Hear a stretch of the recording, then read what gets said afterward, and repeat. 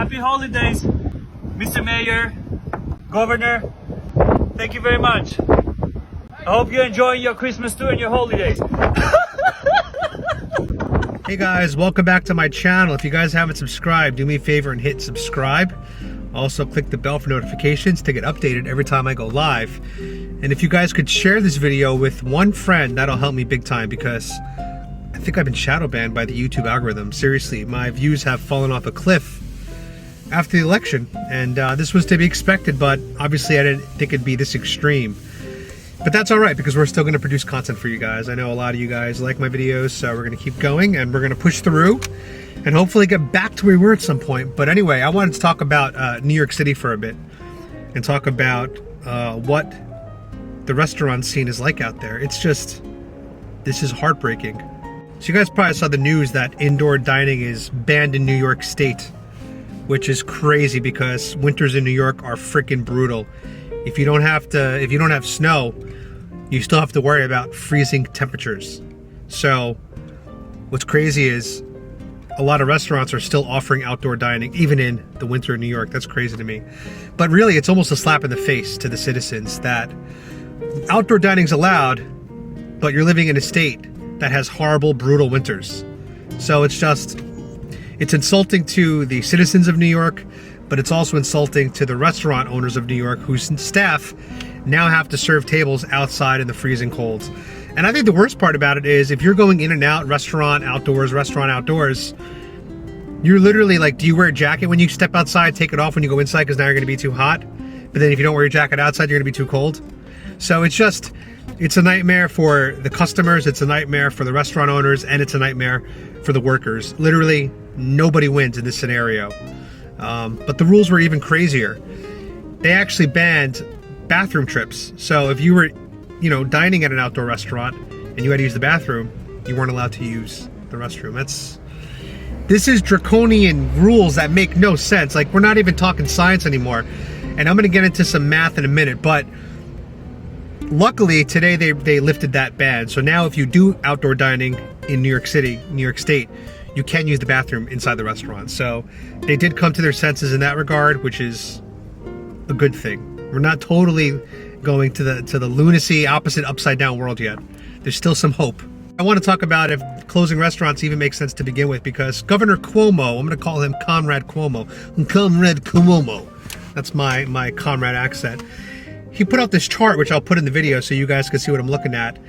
By the facts, 46,000 data points. Okay, so this is based on a lot of data that they pulled. Statewide contact tracing data.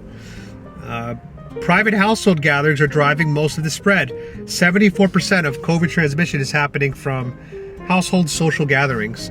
Number 2, healthcare delivery. Number 3, higher education student.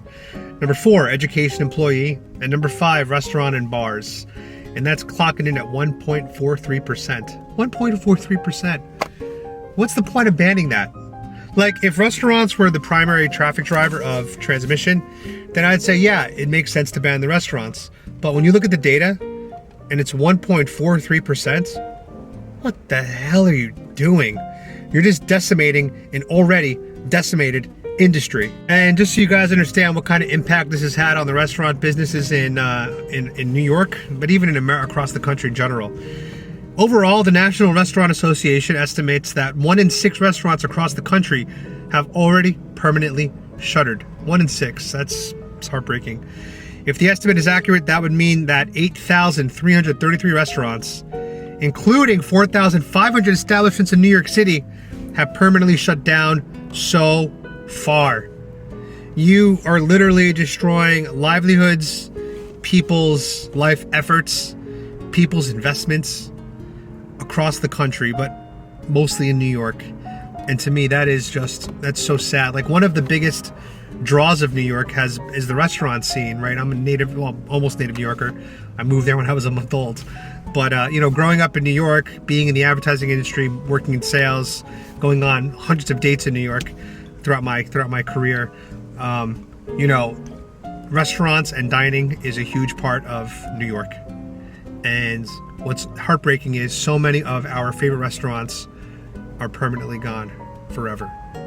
And That sucks because a lot of these places, there's memories, there's histories, there's stories, there's nostalgia, and none of that matters anymore. None of that matters because this virus is transmitting at a 1.4% responsibility rate in restaurants. And I guess that's enough of a reason for Comrade Cuomo and Comrade DeBlasio to shut down indoor dining in New York. It's mind-boggling. Let's keep reading.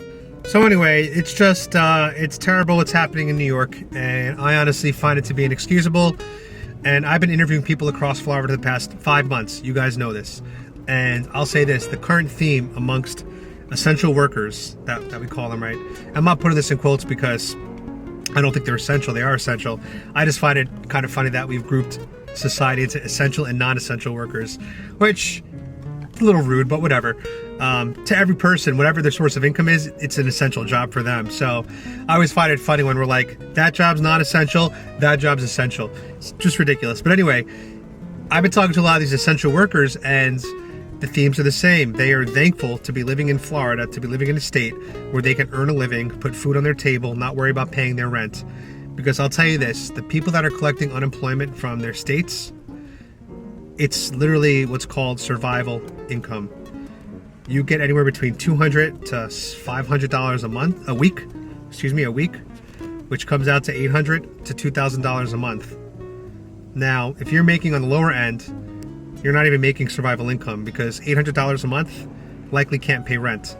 If you're making $2,000 a month, the higher end of survival income, you're definitely not saving any money. Like, you're probably spending 100% of your money. So the reality is, by allowing a lot of these employees to still work and make a living, they're thankful, they're happy, and they're very appreciative of Governor DeSantis and the way Florida's handled it. And don't let anybody tell you otherwise. The lying, fake mainstream media keeps talking about what a bad job Governor DeSantis is doing. But remember, our politicians, our governors, our mayors, they don't work for other politicians, and they don't work to make the mainstream media happy. They work to make the people happy. And if the people of the state are happy, then that means the governor's doing a good job. As I wrote on my Facebook page yesterday, and as well as my YouTube community page, we are thankful for Governor DeSantis. We are very lucky that we don't have a governor like Comrade Cuomo or Comrade DeBlasio. We're thankful for DeSantis. We really are. So anyway, I find it to be such a slap in the face that you're keeping outdoor dining in New York State open when it's so cold and there's so many snowstorms. It's a slap in the face. And then secondly, a lot of these restaurants have built little outdoor shelters, which are essentially indoor shelters, but they're outside. So it's kind of like you're building an inside outside, but it's okay to eat on the inside outside, but it's not okay to eat on the inside. I mean, it's absurd. That's the bottom line. And I saw a lot of great photos, which I'll share with you guys right here. We'll do a little slideshow, but check these out. Some of these photos are absolutely absurd of how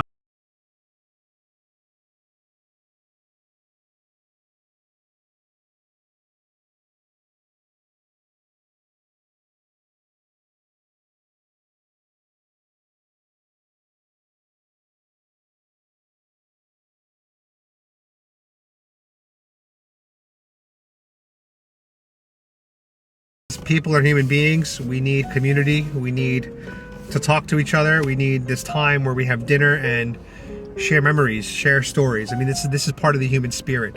And so, you know, we as in New Yorkers, we as in humans, are still going to try to find a way to do these things. Get together, have a bottle of wine, have a gathering.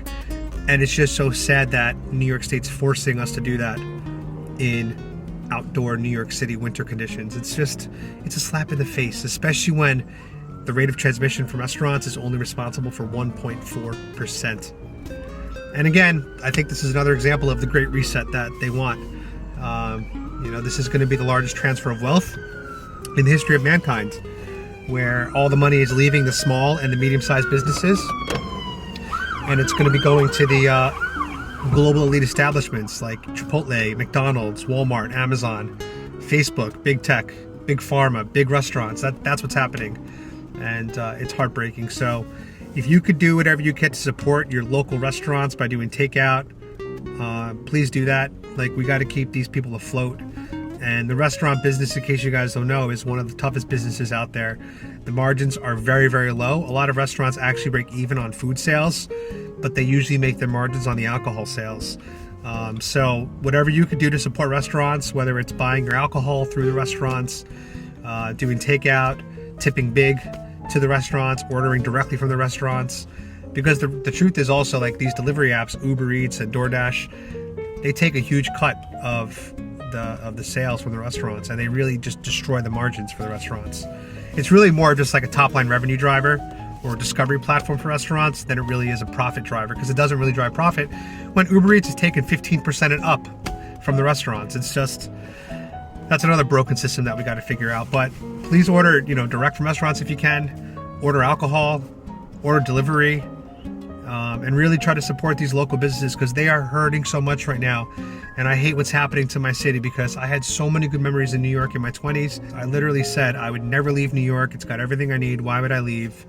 And I just hate that other people now can't experience it and won't be able to experience that for years. I mean, New York City will not be back to what it was for probably 3 to 5 years, is my prediction. Will it come back? Probably. It probably will. New York City's resilient, but it's tough times right now. So whatever you could do to support the local restaurants and the small businesses instead of the big tech, the big pharma, the big brands, I would recommend doing that if you can, if you could afford that. I think that'd be great. Anyway, guys, let me know what you think about New York State's draconian indoor, outdoor new dining regulations. Let me know what you guys think about Comrade Cuomo and Comrade DeBlasio. And let me know what you think about Governor DeSantis down here in Florida. You guys think he's doing a good job? I think he's doing a great job. But in the meantime, hope you guys are staying safe. Hope you guys are staying healthy. And of course, be free, my sheeple.